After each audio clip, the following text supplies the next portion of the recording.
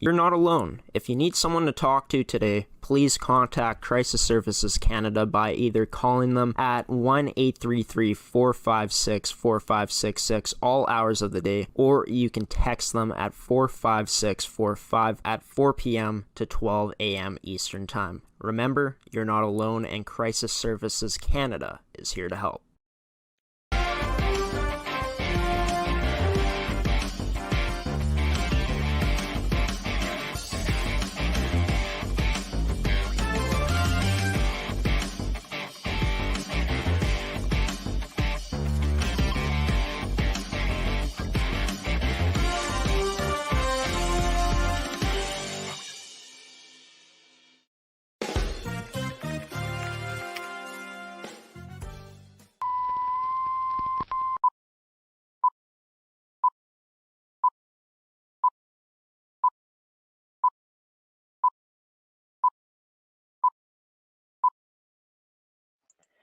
Good morning, everyone, and welcome to this edition of Rise and Shine Manitoba on ASTV Productions. I'm your host, Graeme Forsyth. Happy to be with you back on another Monday morning, and I know that it's hot out right now here in Winnipeg, Manitoba. I was outside. It's beautiful weather, but the reason I'm wearing my long sleeve shirt or a long sleeve shirt right now is because it isn't insulated in my basement, so it is a bit colder down here than it is outside. And also it's that time where high school kids are graduating, and I'm wearing my grad merch from 2019, the year that I graduated. So first off, congratulations to all the graduates this year going into university after graduating school or whatever else you might be going into a trade. Whatever you're doing, happy graduation to anyone that's watching this that's graduating. But yeah, today we got a great show lined up for you guys. We got 3 guests joining the show today. First up, Adam Wedlake, Executive Director of Basketball Manitoba, joins me first on the show to talk about just the new restrictions and what they're going to allow for things in basketball to happen in this next little while until the new set of restrictions. We also got Harry Siemens joining the show on the Farm Report, as well as Gordie Tumilson, goalie coach of Pilot Mound Hockey Academy, joining us to talk about some of the stuff that's been happening with the academy. And then to finish off the show, we're going to finish it off with a segment of Graeme's opinion, as well as announcing the winner of the $100 gift card giveaway from DelaxBoys. The day is finally here. I decided that we're going to choose the winner out of this hat right now. I got all of the people that entered into the giveaway, all the usernames in this hat, and we're going to pick one. I'm going to get my sister to come down and pick it out of this hat. And yeah, just before we get into bringing on Adam Wedlake, I just want to thank everyone who decided to participate in entering into the giveaway. I just want to thank you guys for doing that. Your support means a lot. But yeah, let's bring in the man himself now, Adam Wedlake, Executive Director of Basketball Manitoba, here on this edition of Rise and Shine Manitoba. But first, you know what to do, Manitoba. It's time to rise and shine here on ASTV Productions.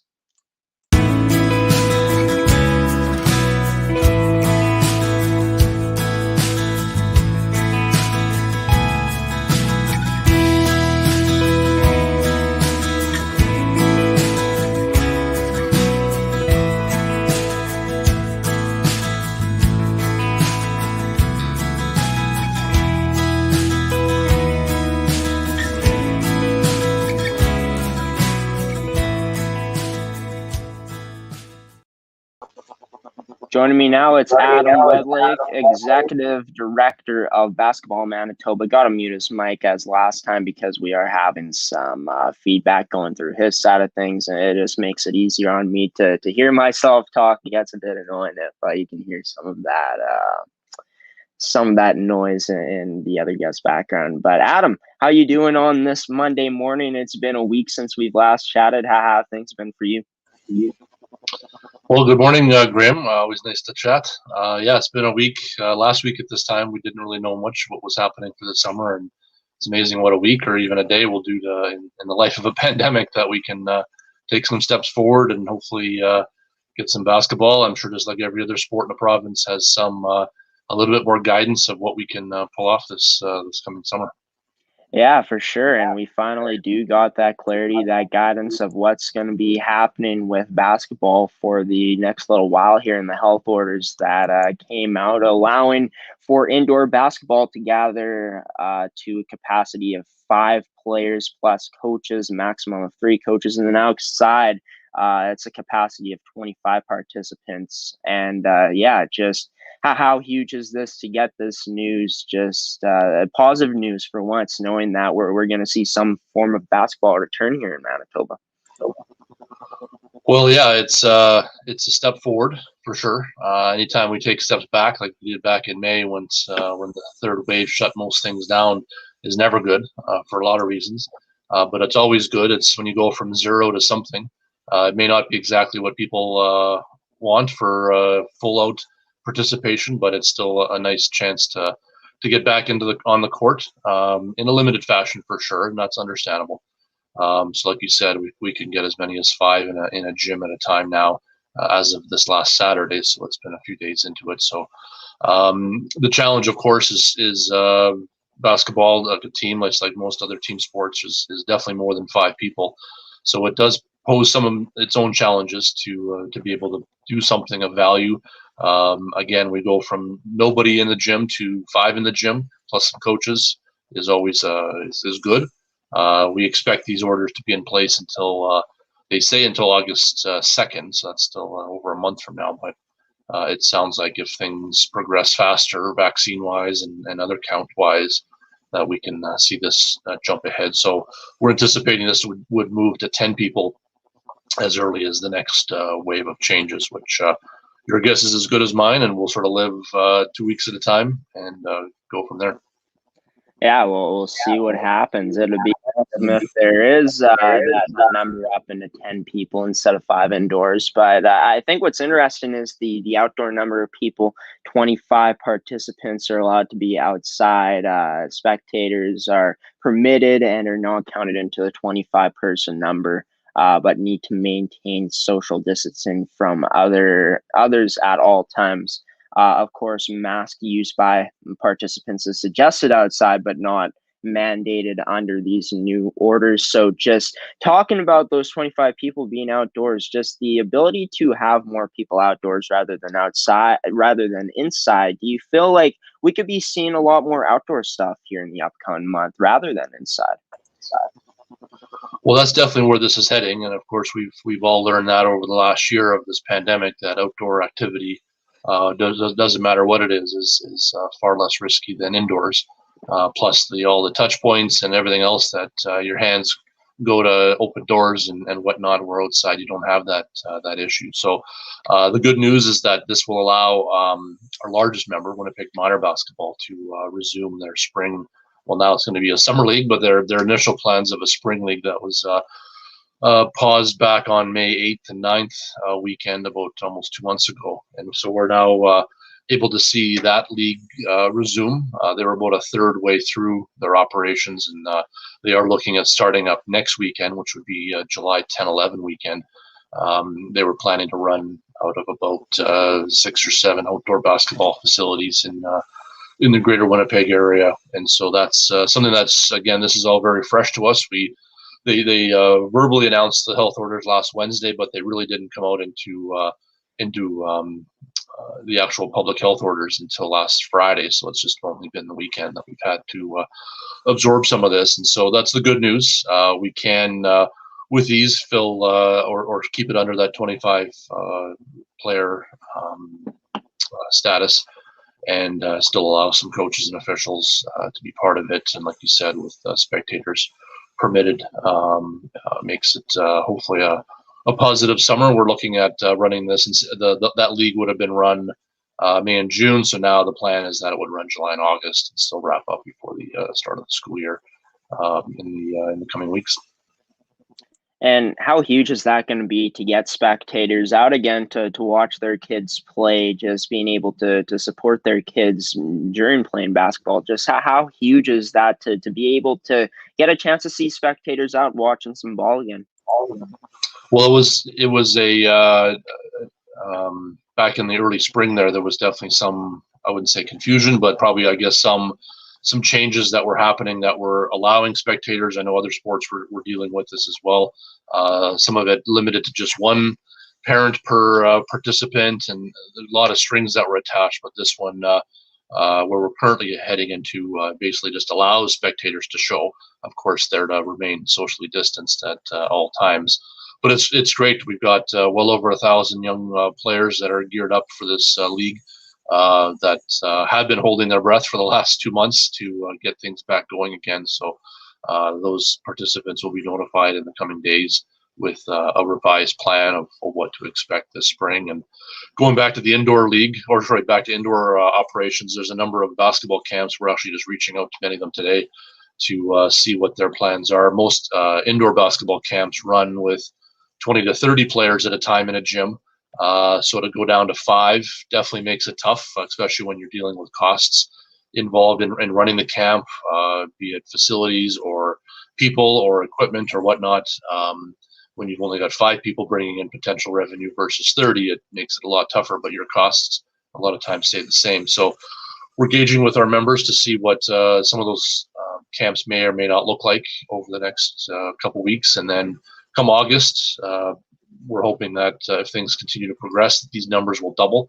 And so it could be 10 players indoors, 50 players outdoors, or perhaps maybe not even a restriction outdoors, which would be nice to just be able to say, go out and play and think of the game, focus on enjoyment of the game, and not so wrapped up in all the restrictions, as of course everybody would like to see that. So exciting times. We're definitely excited. A week ago when we last talked, we didn't know what to expect. It could have been nothing. It could have been 1 or 2. Back in February when the second wave ended, we were permitted to have 1 player in a gym with a coach. So it was very, very limited. So the fact we're seeing 5 may seem a little restrictive still, and it is, but 5 is better than 1. So we're happy to be in that position.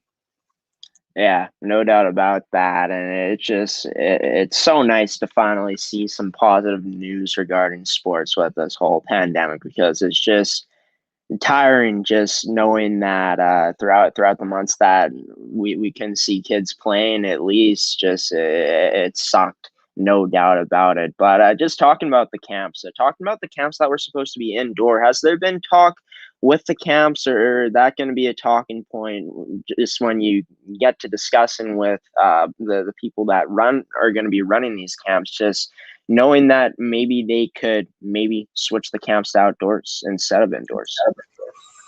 Well, there's definitely options like that, and that's something that we are talking with some camp operators can move to that option, and I think they are looking at that right now. But other ones may not have that option.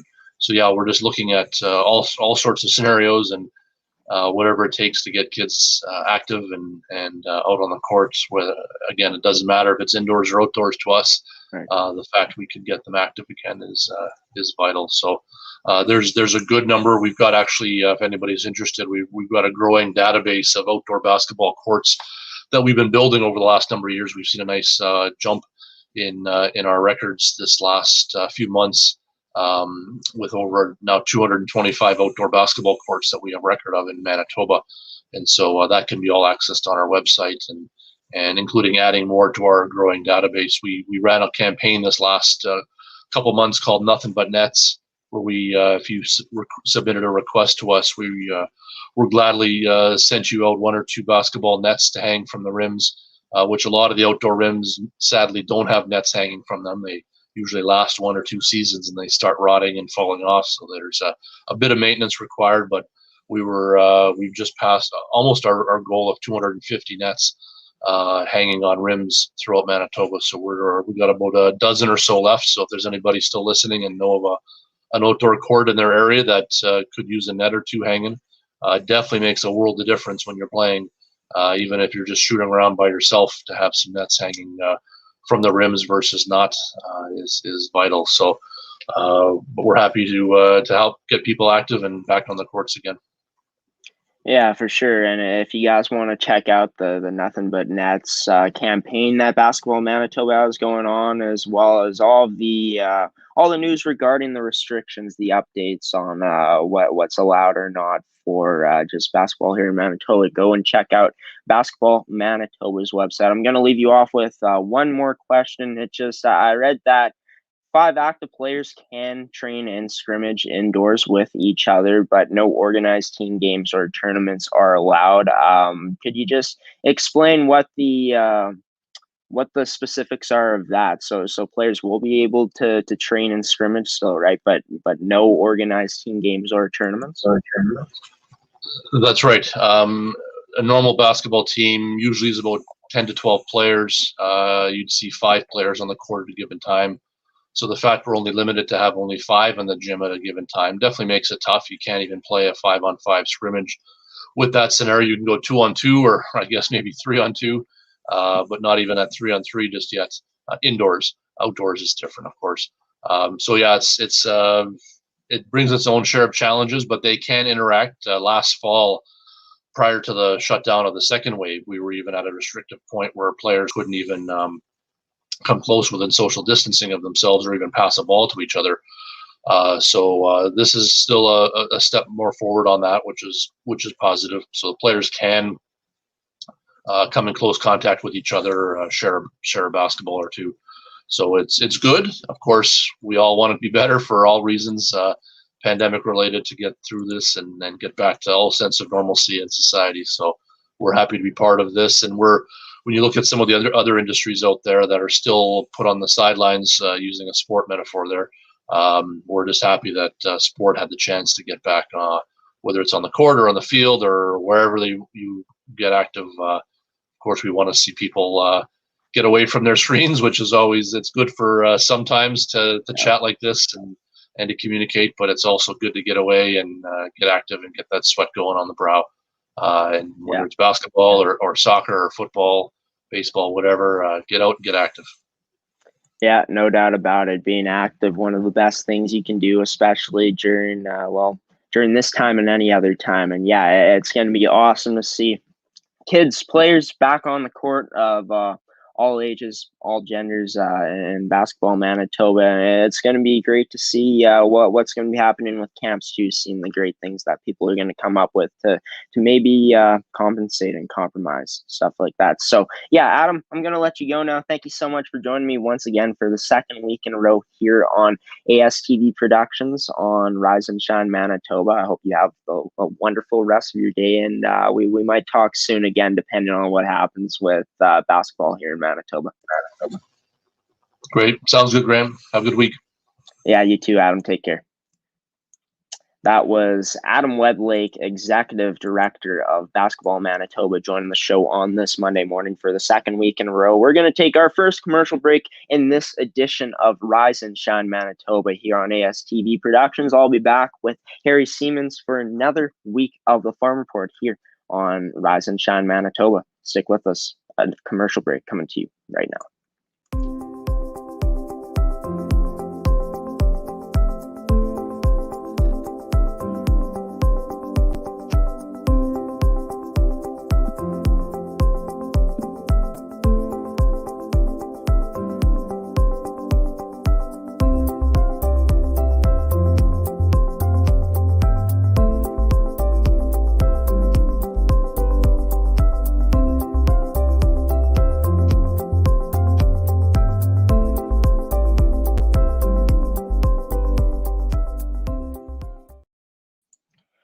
Welcome back to this edition of Rise and Shine Manitoba on ASTV Productions. Of course, Adam Wedlake, Executive Director of Basketball Manitoba, joined us first on today's show. Of course, as mentioned in the intro, at the end of today's episode, we'll be doing the announcement of who will be winning the $100 gift card from DelaxBoys. It's a giveaway that we've been doing pretty much for the whole month. So yeah, stay tuned for that. Stay tuned if you did enter to see if you are the winner. That's coming at the end of the episode. But right now, we still got some more guests joining us. And this guest joining me now is you already know who he is. It's Harry Siemens on the Farm Report. He joins us to give us an update on agriculture, or about what's happening in agriculture here in Manitoba from the last time that we spoke.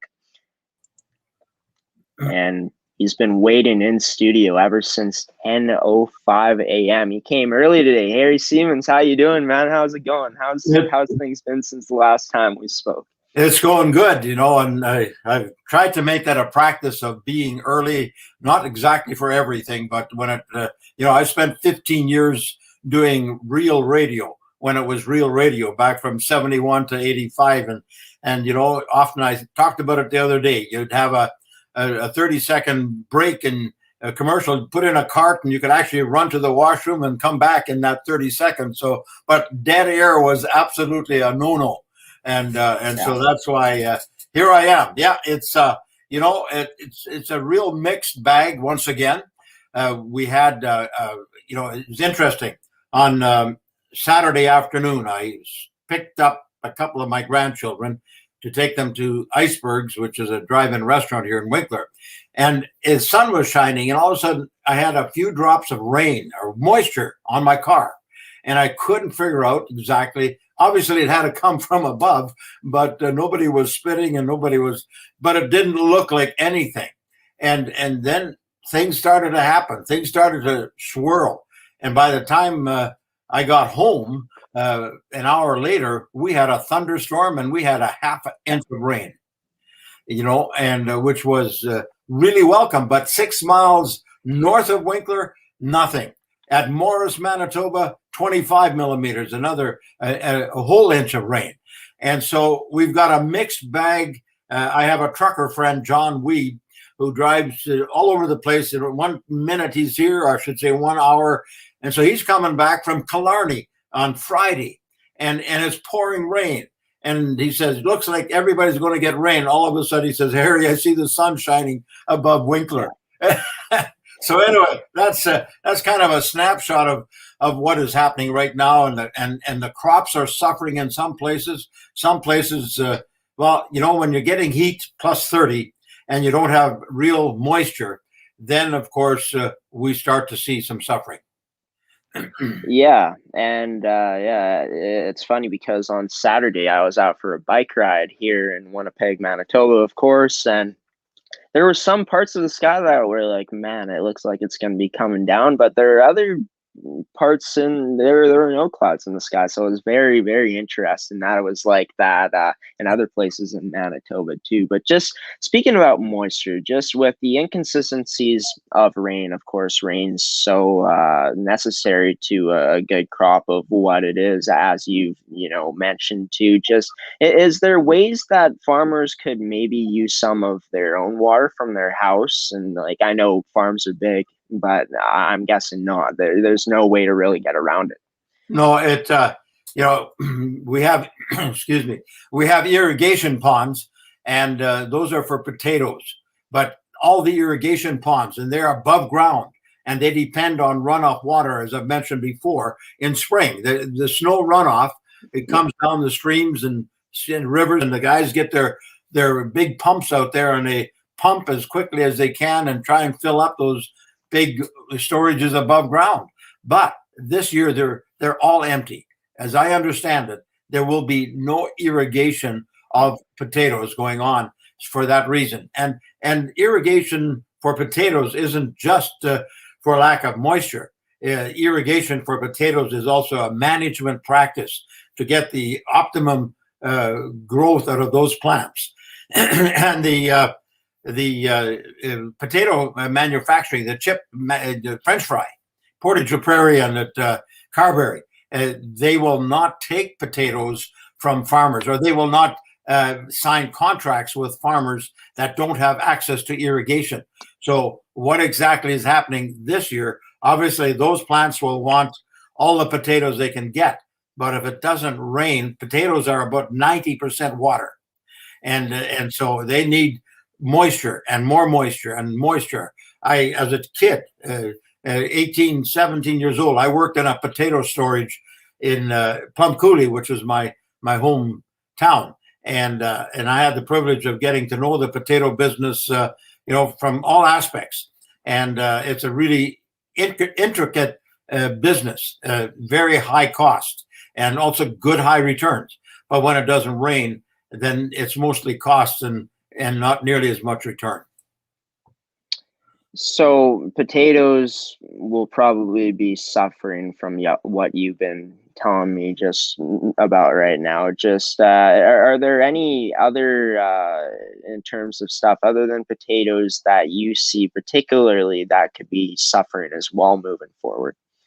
Again, the plant breeders of the past and of the present have been really good at breeding varieties that become even more drought tolerant than others. And so, the plant breeders have done whatever they could in order to breed in traits that they can survive. But there comes a time when, number one, you're out of moisture at the bottom where your root is. And again, the roots, somebody told me the other day, they have a really nice way of looking for water.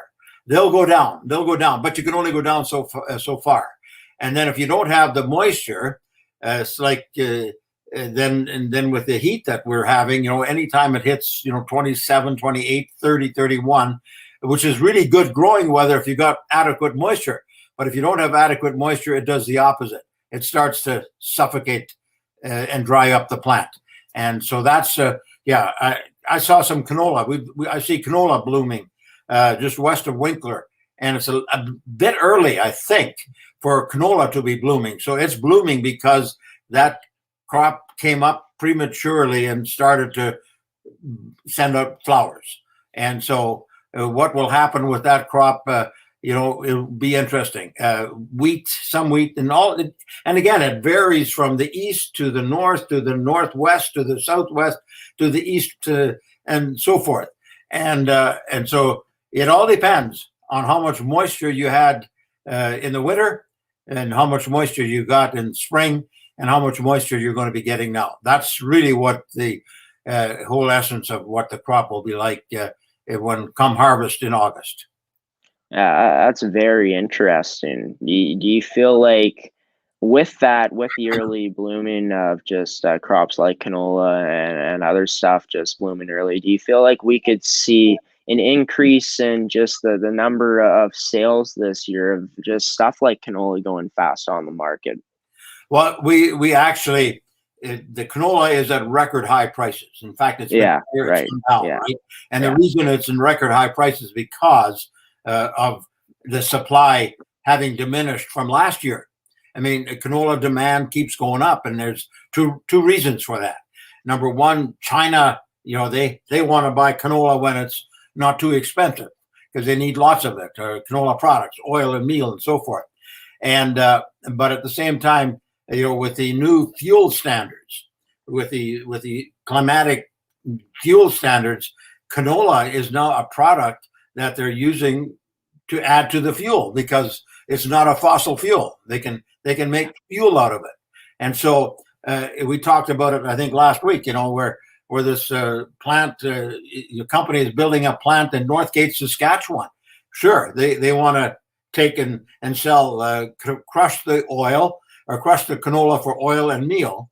Meal goes to animals, oil goes to human consumption. But they're now including that oil in the new fuel standards, meaning adding it to the gasoline. And so that demand is becoming quite significant, especially in the United States and also here in Western Canada. That's crazy. That's great that it's been added to stuff like that. Just in terms of just the hot days coming up here, I've never farmed before. I'm going to be honest with you, Harry. So I don't know the ins and outs of it, but just what's it like for farmers during the hot months here in the summer, here in Manitoba especially, just trying to stay as cool as they can out there when the heat is the highest? Well, most farmers, unless you have some real significant hand labor crops, and if you're talking vegetables, in some cases you need more people working outside. But for the most part, any farmer that's out there whether it's his pickup, his car, his tractor, his swather, his combine, they all have air-conditioned cabs by now. And so that part of it isn't the issue. It's the issue when you get out.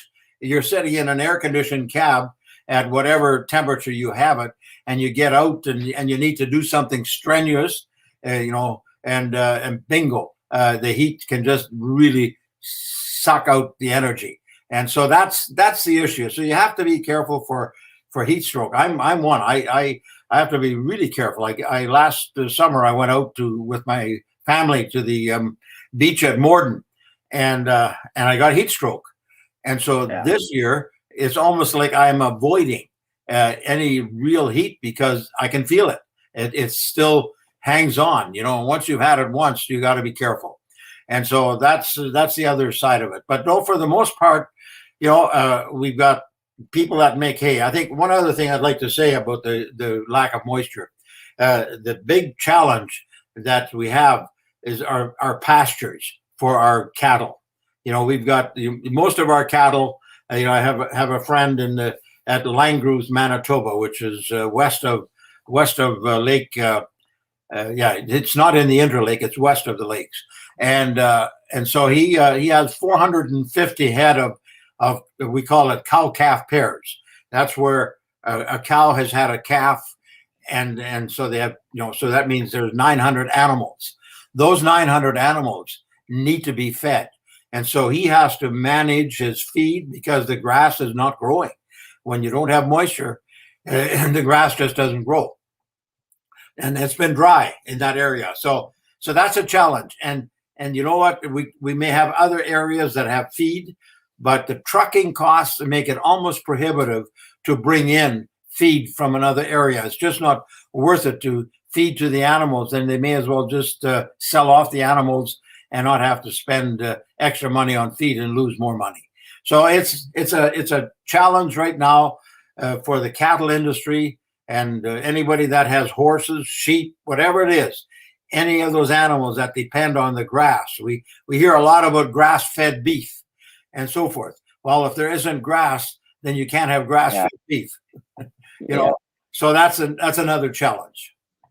Yeah, like you said, it's as simple as that. If there's no grass, you can't have that grass-fed beef. And I think we'll get into just the ins and outs of what farmers are feeding their animals in next week's edition of the show, because we got to bring on our next guest here in just a few moments. But let's end off with this question: just what is Harry's farming tip of the week for farmers here in Manitoba?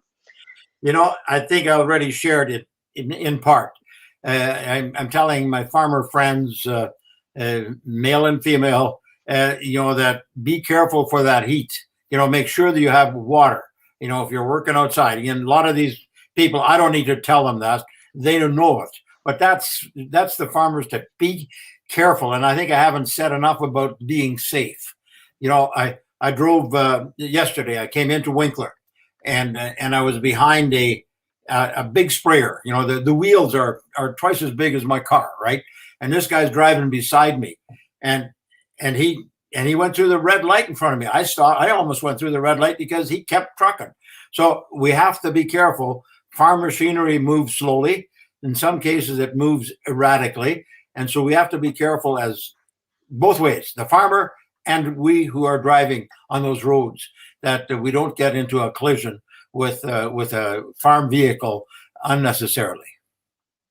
Well, there it is. Harry Siemens, tip of the week here on the Farm Report. Harry, thank you so much for joining me once again for another week on the Farm Report. We'll be seeing you next week, and we'll be talking more about what's happening in agriculture here in Manitoba. Have a wonderful rest of your day, man. It was great talking to you again. Thank you very much. And that's Siemens says. Yeah, Siemens says. Siemens says. For sure. So we'll let Harry go now. I'll be back with the final guest on today's edition of Rise and Shine Manitoba. Stick with us. More Rise and Shine Manitoba coming up here on ASTV Productions.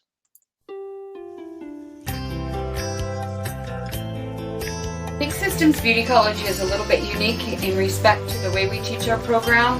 We don't do so much structure and learning In block teaching, everybody can move along at the pace that suits them.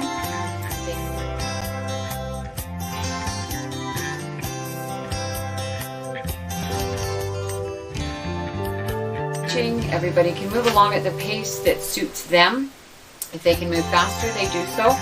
Therefore, learning everything earlier and getting more practice in all segments of hairstyling as opposed to just being stuck in one section for a certain period of time. So we try to accommodate all the different learning styles.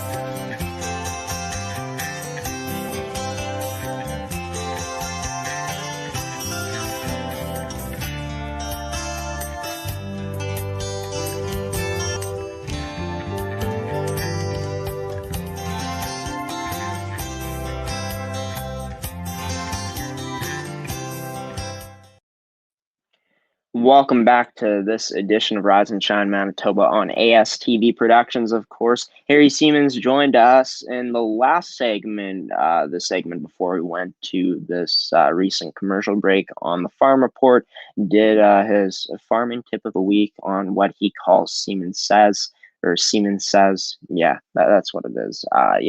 But basically what we'll be doing now is bringing on our next guest. It's Gordie Tumilson, goalie coach of Pilot Mound Hockey Academy. But before we do that, like I said in the intro of the show, I'm sure I said it before we brought on Harry in the last segment, that the gift card winner announcement is coming at the end of this episode.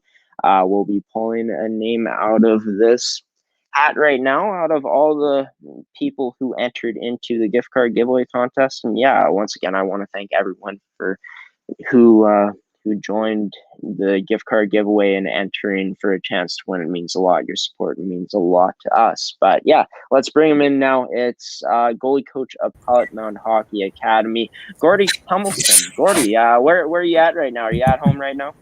Yeah, just at home, just waiting to get on the TV. By the way, Harry Siemens is, first of all, his safety tips and whatnot are great. What a story we're going on with the weather and the dry and the animals and the crops. You feel for farmers. That's a main staple for our province and our community. And so I wish them the best over the next little while, get some rain. Yeah, hopefully we get some rain soon, because as nice as these hot days are, it's going to be nice getting out to the beach. It's not so good for farmers. And yeah, hopefully all the animals and all the other stuff is okay too. But yeah, Gordie, there was a lot happening on Friday with the Pilot Mound Hockey Academy, with graduation that happened on Friday. There was an online ceremony as well as a grad parade. So what was that like, just being able to put that all together with PMHA? Well, I know the the school and the local community and excuse me, and the academy had a float. It was a great day for the kids that are local for the most part. We had a few kids that were there and have stayed around until the end of the school year. Most of the kids have gone back home. So we probably had about 10 in and around the event. We had 16 players graduate this past year. So out of the 40 players that we had on our rosters, 16, almost half, have graduated. So we've got a great recruiting year coming up. But we had a great day, and it was a nice sunny day, and the kids really enjoyed themselves. It was a virtual thing for the most part, but then again, that's what we're used to today. So a good time was had by all, and we congratulate all the players and the teachers and the parents for getting through a tough year. Yeah, for sure. Hats off to everyone just in high school in this grade 12 year who was able to get through it and to get that graduation, even though it's not that normal grad like usual, which sucks for them, because let me tell you, that was one of the funnest times I had in high school for sure. But yeah, just 8 female and 8 male graduates from the program. Just how proud are you to see all 16 of these players, 8 female, 8 male, to be graduating and moving on, and whatever they'll be doing next in hockey or just in their lives in general? Well, of course, we're proud of the players for getting through, in particular this year.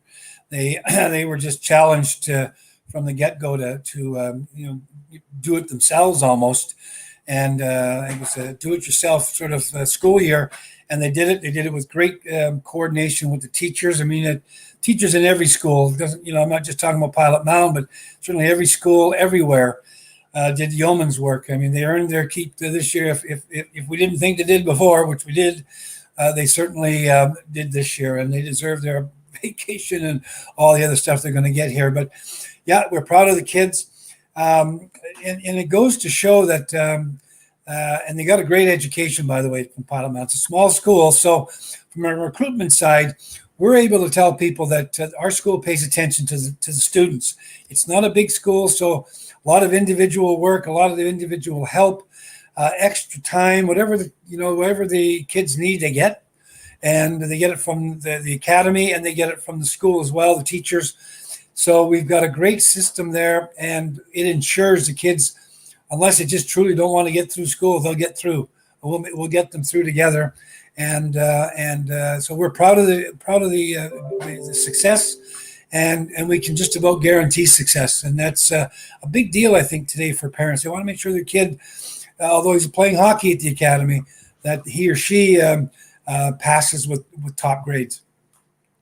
Yeah. And just you guys have had a chance to have some player advancements as well, some university commitments as well. Just to name a few, I had 2 of them on the show, 3 of them on the show actually. Savannah Doak, Harmony Shikuz, what's her name? Heaven Monias, and Brecta Taryn as well, graduating forward, going to be playing in the MJHL. You got Haley Anderson and Ashley Episcopo. So just talking about the players moving on to other players and to other places and player advancements and university commitments.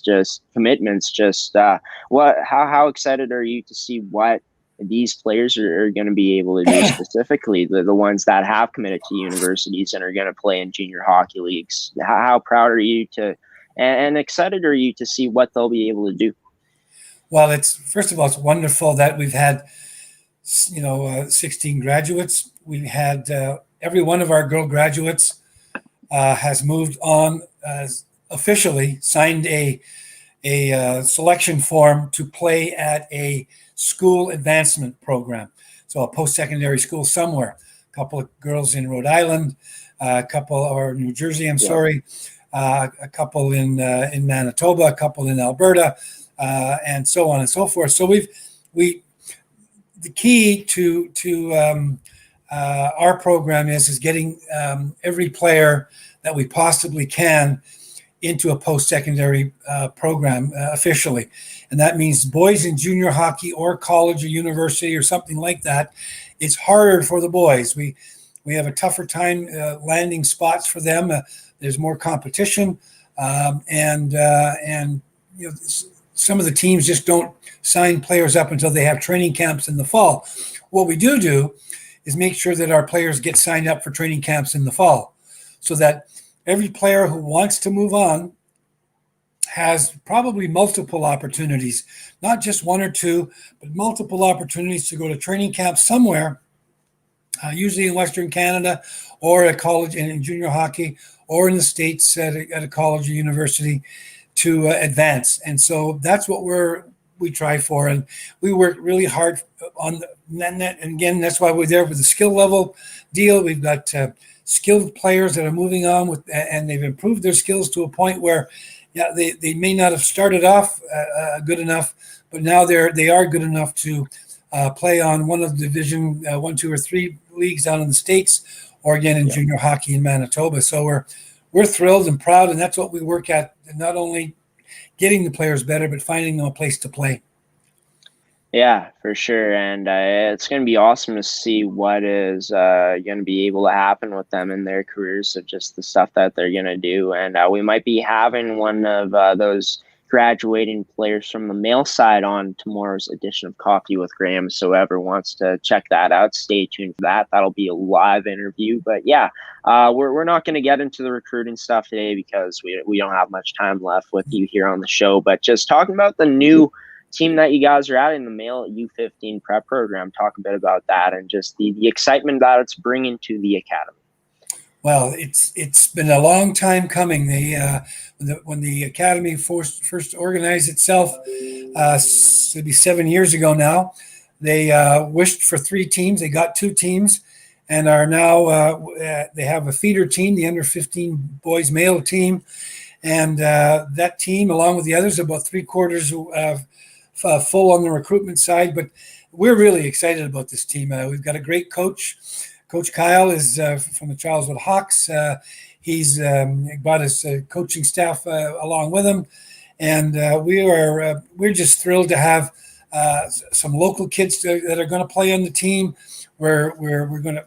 And the neat part about this third team is it kicked off the opportunity for the academy to build the permanent dormitories. We've been in temporary dormitories for the last 3 years. Well, we're in permanent dormitories come 2022. And so we're looking forward to having that built during the summer and winter of this year. And so a lot of really neat things happening with this team. Plus, it puts us on another map in terms of good academy hockey in Western Canada. Yeah, and just speaking about the U15 program, like you said, it's going to be kind of that feeder program, the male U15 prep team. Just how huge is that going to be in terms of maybe making the recruitment process easier for teams like the older male team? Sure, that's a hope. I mean, there's no guarantee that the kids will move, but certainly that's our hope and desire that the players graduate up into our U17 male team, and that would be perfect for us. That allows us to have less recruitment outside. We had spent less time doing that. Plus, it rewards the coaching staff and those players that do move up.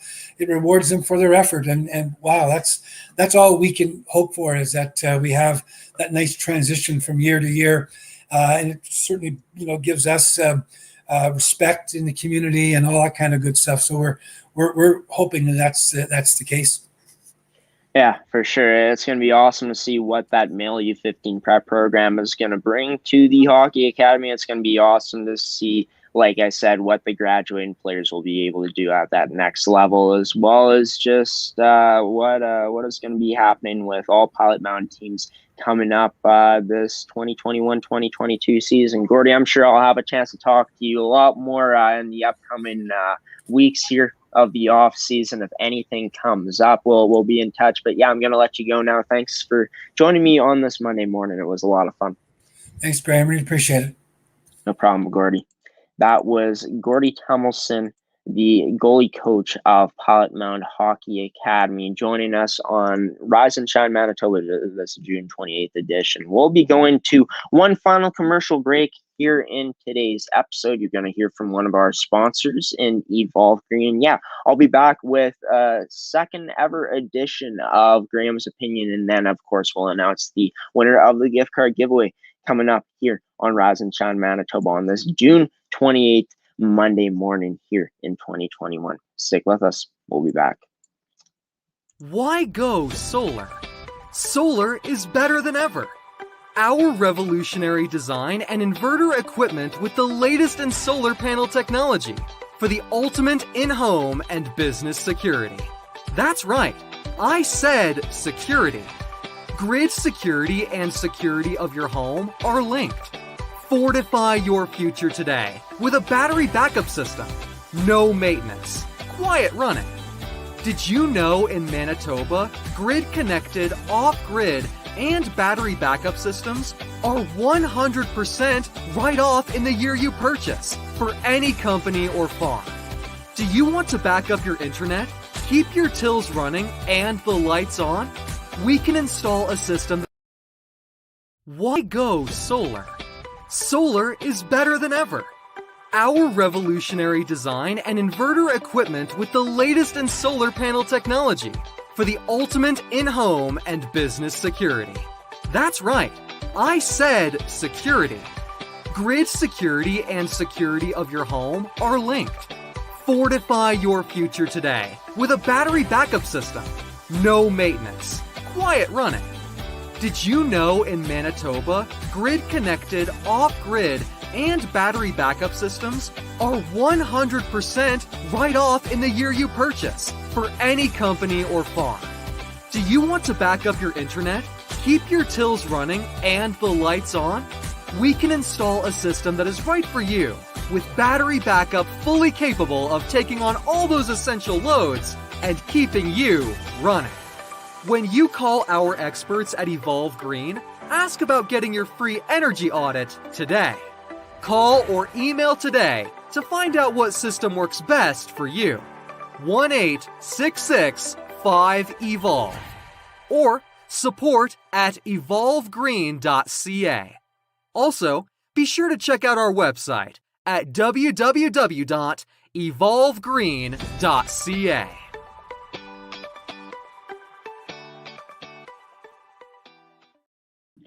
Welcome back to this edition of Rise and Shine Manitoba on ASTV Productions. Of course, we've had a great lineup of guests joining us on the show today.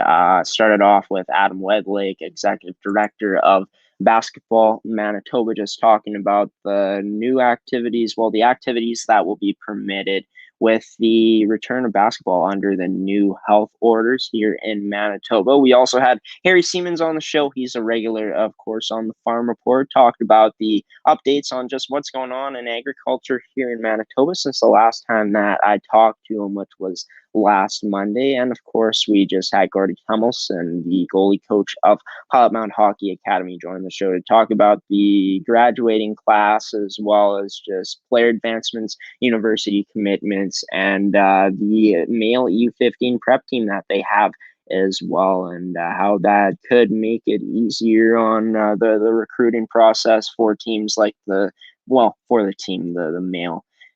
U17 prep team. But yeah, we're going to be announcing the gift card giveaway winner at the end of the show, which is very exciting. My sister is going to come down and pick the winner out of this hat, as you've seen before in today's episode. And yeah, before we do that, we're going to go with another edition of Graeme's Opinion. Last time on Graeme's Opinion, we talked about NHL playoffs, just some predictions on who I thought would be making it through, and I nailed one. I had the Tampa Bay Lightning in 7 winning it and going to the finals. They ended up doing that in 7 games, and I had one that was wrong, dead wrong. I had Vegas in 6. I got the games right, but Montreal ended up defeating Vegas in 4 games to 2. And in today's show, on Graeme's Opinion, I'm not going to give a prediction because I don't want to jinx anything for any of the teams, both of the teams, Tampa and Montreal, if I do give the prediction. But yeah, we'll be talking about we'll be recapping the semifinals. Well, I'll be recapping the semifinals here, just what it will take for both of these teams to take home a cup and who my Conn Smythe Trophy favorites are. So just starting off with the recap of Montreal versus Vegas. As I mentioned before, as I said before, I got that prediction wrong. And let's go with the keys for Montreal's victory. Of course, Carey Price was absolutely phenomenal in both of those games, only allowing 3 goals in his last 2 games, 1 in that game 5 and 2 in that game 6 win to clinch the series. And yeah, for Montreal to continue to have success, it's for sure going to be on Carey Price mainly, in my opinion. He's the reason why they're there. Not to take anything away from that team, because Montreal has just been playing really great hockey, beating who I thought was the best team in the league in Vegas, just smothering their attack, really giving them no room to breathe in those in game 5 at least. They had good success against them in game 3 in game 6 as well to clinch it. But the Habs PK didn't allow a single goal this whole series. They have the best PK in the playoffs right now remaining. And, it's incredible what they were able to do all series long and just what they've been able to do on the penalty kill during these playoffs. They were able to shut down the Golden Knights attack, just playing smothering defense, not really giving them room to breathe. And they also, had a chance to take advantage of their opportunities when Vegas would be pressuring and then they get a big save from Price or they get a turnover. It was just quick strikes, quick attacks by Montreal, and they really made Vegas pay for it, especially in that overtime and especially on that first goal when I believe Martinez turned the puck over in the zone. And of course, in that OT, Vegas had all the pressure. Price makes a big save. And I said it right when Montreal was breaking out. I was like, oh no, it's probably going to be over for Vegas at this point. That's what I was thinking. And yeah, just talking about the young guns as well, guys like Cole Caulfield, Nick Suzuki, just the depth throughout that lineup, but the young guns in general really impressed me. They've been impressing me throughout the whole series against Vegas. They, Cole Caulfield scoring a beautiful goal to put Montreal up 2-1 at one point. And by the way, for everyone that was calling Cole Caulfield a bust, I think you might want to take that back. This guy is just, he's box office. He's fun to watch. Not box office, but, just a nice change of pace to some of the players that Montreal have had in the past. Yeah. And,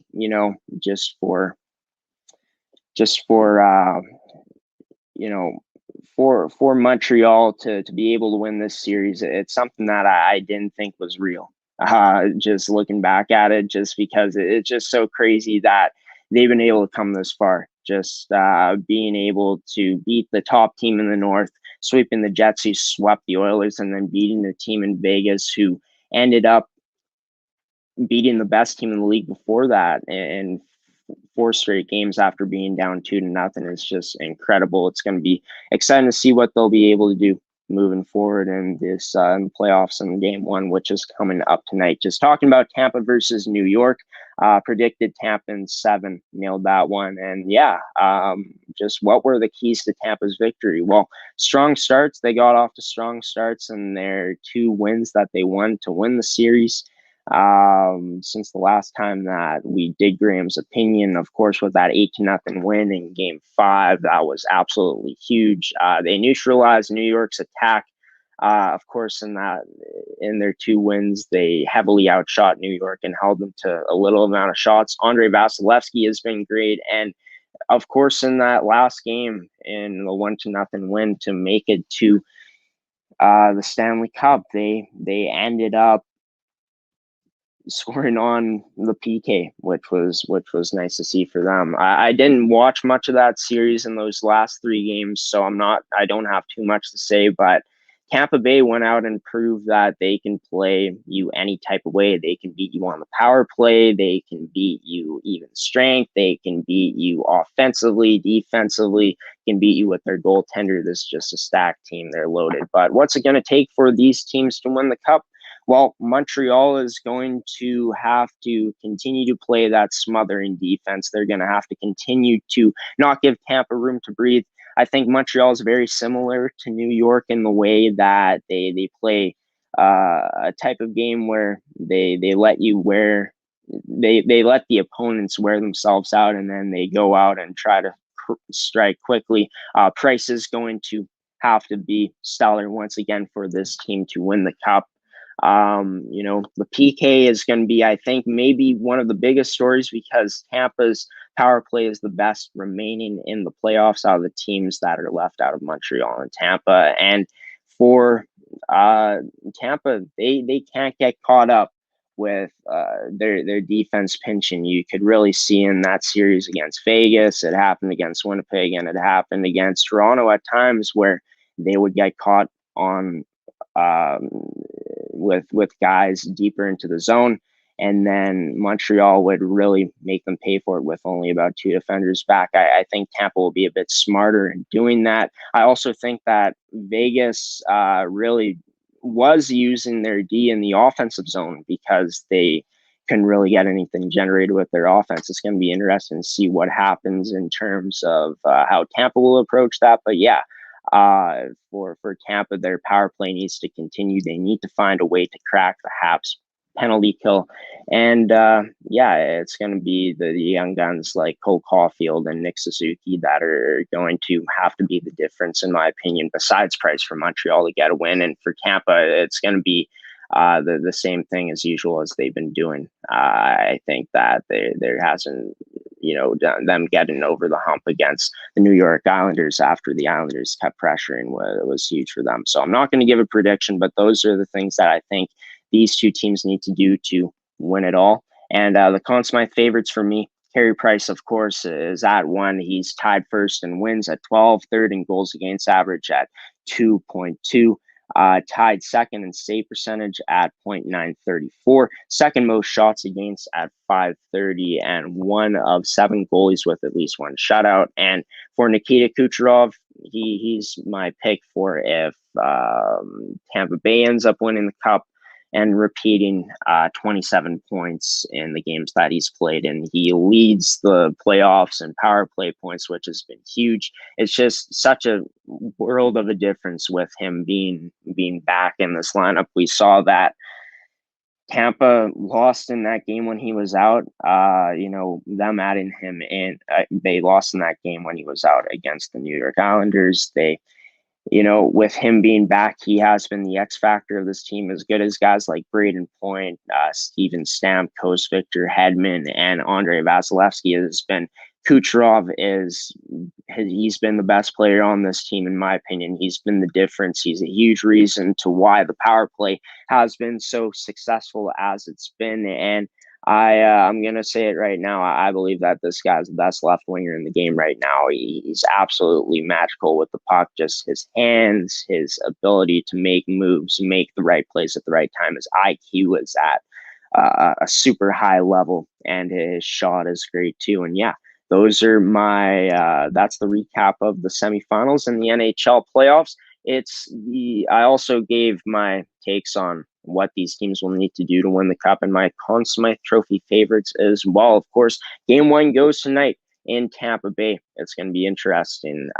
First Canadian team back in the finals for Montreal since 2011, when Vancouver made it to the finals and lost against Boston. Hopefully for fans in Canada and everyone cheering for Montreal, that they end up bringing it home, because it would be awesome to see Price get a cup, because he deserves it. He's an all-time great. And yeah, I'll be cheering for Montreal too, which is crazy, just because you want to see a Canadian team win at this point. You want to see that happen. But yeah, that's going to do it for this edition of Graham's Opinion. It's time to announce the winner of the $100 gift card giveaway. We're going to get my sister in. I'm just going to bring her in now. We got the hat right here. We got all the names. And what she's going to do is I'm just going to mix it up a bit. She's not going to show herself in the video, but she's going to pick a name now. I want you to close your eyes, because some of the names are showing, and I want you to pick a name.